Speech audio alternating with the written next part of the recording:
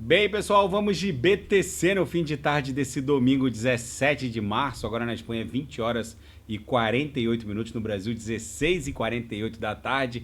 Gente, o que a BTC fez nessa madrugada foi a mais pura maldade. Porque muita gente achou que ela fosse beijar a Lauer, que fosse buscar 60.800, talvez 61 mil. Mas ela acabou desenhando uma grande cunha triangularizada que vai ainda se confirmar, tendo por centro gravitacional a própria VWAP mensal. É um padrão do mundo cripto. Muitas altcoins, como a ETH, por exemplo, eu vou pular para a ETH. A ETH beijou a Lauer. Vocês vejam que ela foi lá, quase deu um beijinho, ficou um pouquinho acima, mas agora está voltando também para o patamar da VWAP. A BTC, por sua vez, não encostou na Lauer, mas está desenhando claramente uma figura triangularizada de acumulação, tendo por centro gravitacional a própria VWAP mensal.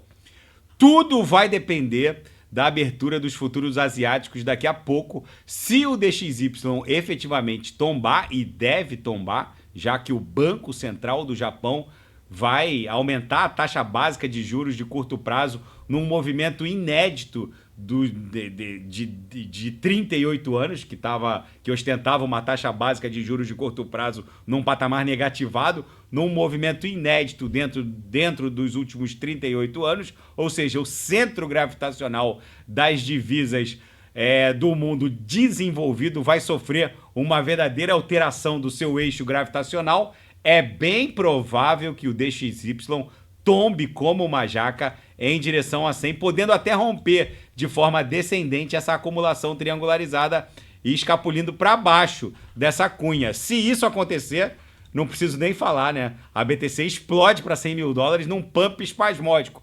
No renco, os boxes de $1.000 aqui travaram exatamente na linha superior da nuvem. O RSI estocástico também não tinha mais para onde cair. É muito provável que isso aqui redunde num teste de novo até aquele patamar próximo a 74 mil dólares. Agora eu vou pular para o gráfico diário. O nosso último topo ficou em 73.777. A gente deve estressar primeiro um patamar aqui, formando uma LTB. Durante o começo dessa semana é bem provável que a gente exploda para 72, 72.500, volte para 70, fique pipocando lá por terça ou quarta-feira, porque essa semana tem muita coisa acontecendo no mundo TradeFi. Tem decisão de taxa básica de juros na quarta-feira, dia 20 de março, pelo board do Fed. Então a BTC vai ficar volátil e só deve mesmo explodir e romper essa acumulação ali para depois de quarta-feira. Até a decisão da taxa básica de juros, a gente deve ficar pipocando entre 72 e 70 mil dólares, mas nada mudou no gráfico, nos time frames maiores no gráfico. Agora eu estou no mensal, segue o nosso Morobuzu monstruoso, que vai trazer os irmãozinhos e vão levar a BTC para 100 mil dólares, que vai ser a grande onda 1 aqui no mensal. Aí de 100 mil dólares vai cair para 80, os cavaleiros vão se agigantar, vão mandar todo mundo vender tudo e aí depois a BTC explode para um patamar bem acima de 100 mil dólares. Mas fica para uma análise a posteriori. Na seara fática, o projeto DeFi Mosaic Finance sofreu um hack de 24 milhões de dólares usando... o hacker se valeu de uma ponte cross-chain. Por isso que eu volto a reportar aos senhores: tenham muito cuidado ao interagirem com plataformas da Web3. Sempre o façam com public address, sem muitos ativos. E se interagirem, tenham mais cuidado ainda ao usar protocolos cross-chain, já que a maioria dos hackers, principalmente o grupo Lazarus da Coreia do Norte, eles se valem das vulnerabilidades dessas transferências entre protocolos, entre ecossistemas diferentes. Esses protocolos cross-chain ainda não estão totalmente seguros. E os promotores do caso Sam Bankman-Fried, o infame fundador da FTX, confirmaram que pediram 50 anos de prisão e uma multa criminal de 11 bilhões de dólares, com B de bola, em desfavor de Sam Bankman-Fried. E a tecnologia blockchain vai derrubar tudo que se conhece hoje em termos de economias de escala. O que está acontecendo na indústria que já viu uma revolução acontecer com a chegada de impressoras 3D, de sistemas descentralizados numa primeira geração acontecer com tecnologia blockchain. Na verdade, foi só um grande sandbox, né? Um grande teste diante do que está diante do que está por vir. Na verdade, a gente sabe que se eu tentar fabricar um carro elétrico, o meu custo vai ser infinitamente maior do que o custo da Tesla, do Elon Musk, já que ele produz em escala. Mas o que está acontecendo é uma verdadeira revolução, já que a tokenização de itens dentro de um produto final está revolucionando a economia de escala. Nenhuma empresa, a gente sabe, fabrica ou produz tudo sozinha.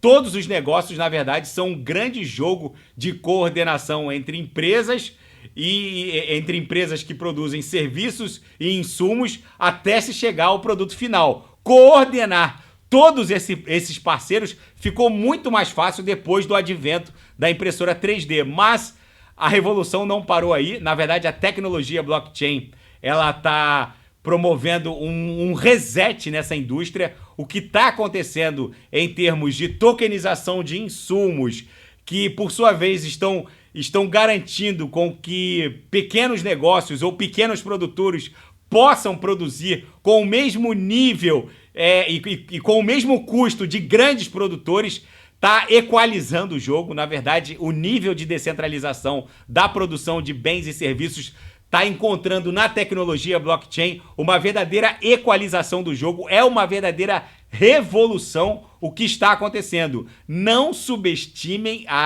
muita gente acha que a tecnologia blockchain ela se resume a meios de pagamento, a tokenização de ativos do mundo TradeFi. Quando chegar uma Petri4 tokenizada nas redes, muita gente acha que tudo vai se resumir a isso, mas não é só isso. O que está acontecendo é uma revolução em todos os níveis econômicos e macroeconômicos. Enfim, vamos ver como tudo isso vai se desdobrar. E o mundo TradeFi vai enfrentar um choque de realidade essa semana, quando, após a reunião que vai definir a taxa básica de juros, após a reunião, o board do Fed liberar a sua ata. Vamos ver como tudo isso vai se desdobrar. O mercado espera que o Banco Central norte-americano inicie o processo de redução da taxa básica ainda em 2024, mas tudo vai depender do que vai ficar consignado na ata do Fed. A reunião acontece na quarta-feira, dia 20 de março, agora nessa semana que se inicia. E o Putin obteve uma vitória esmagadora, 87% dos votos em favor do seu quinto mandato. Então o Vladimir Putin vai ficar mais 6 anos como presidente da Rússia. É o líder russo mais longevo desde Joseph Stalin.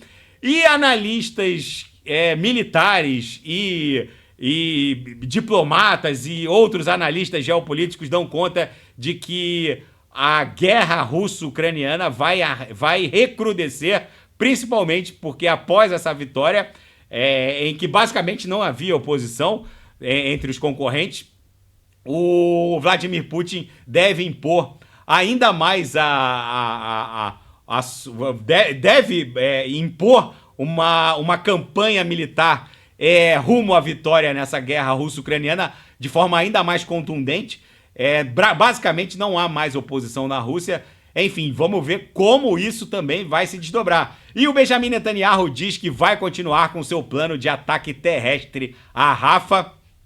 E ele reafirmou que a proposta de cessar-fogo ofertada pelo Hamas continua sendo um deboche. O Hamas quer que Israel liberte milhares de prisioneiros que eles estão prendendo em razão dessa campanha militar. Ou seja, segundo Netanyahu, não faz nenhum sentido, por enquanto, negociar com o grupo terrorista Hamas.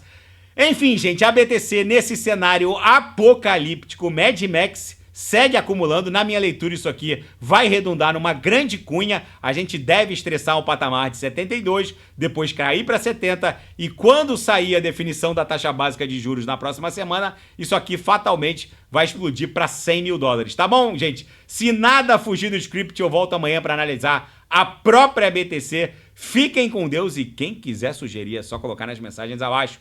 Grande abraço, até amanhã. Fiquem com Deus.